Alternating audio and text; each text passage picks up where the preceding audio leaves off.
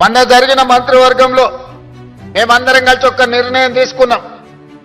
ప్రజాపాలన ప్రగతి ప్రణాళిక కార్యక్రమం 99 రోజుల కార్యాచరణ కార్యక్రమాన్ని తీసుకున్నాం. ప్రభుత్వం వచ్చిన తర్వాత రేషన్ కార్డులు ఇచ్చినాం, సన్నబియ్యం ఇచ్చినాం, ఇందిరమ్మ ఇండ్లు ఇచ్చినాం, 200 యూనిట్లు ఉచిత కరెంట్ ఇచ్చినాం, ఆడబిడ్డలకు బస్సులో ఉచిత ప్రయాణం ఇచ్చినాం, రైతు రుణమాఫీ చేసినాం, రైతు భరోసా అమలు చేసినాం. ఏ పేదవాడి కూడా నాకు రేషన్ కార్డు లేదు అని బాధపడొద్దు. ప్రతి పేదవాడికి చివరి పేదవాడి వరకు రేషన్ కార్డు అందాలి అంటే మీరు కష్టపడి వాళ్ళకి అందించాలి. రేషన్ కార్డు వస్తే రేషన్ బియ్యం వస్తాయి, రేషన్ బియ్యం వస్తే రేషన్ కార్డు వస్తే ఇందిరమ్మ ఇల్లు వస్తుంది, రేషన్ కార్డు వస్తే ఇంటికి ఉచిత కరెంట్ వస్తుంది.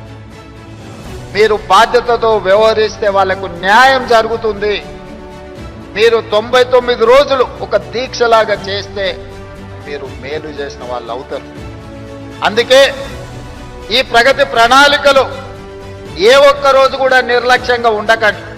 మీ ఒక్కరోజు నిర్లక్ష్యం ఒక 10 దళిత కుటుంబాలకు న్యాయం జరగకపోవచ్చు.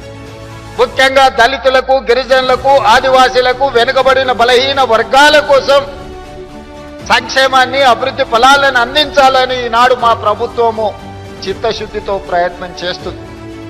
మీరు కష్టపడితే 10 మంది పేదలకు మేలు జరుగుతుంది. మీరు చిత్తశుద్ధితో పని చేస్తే 10 మందికి సహాయం అందుతుందని చెప్పి నేను ఈ సందర్భంగా నా ఉద్యోగ మిత్రులకు నేను తెలియజేయదలుచుకుంటున్నాను.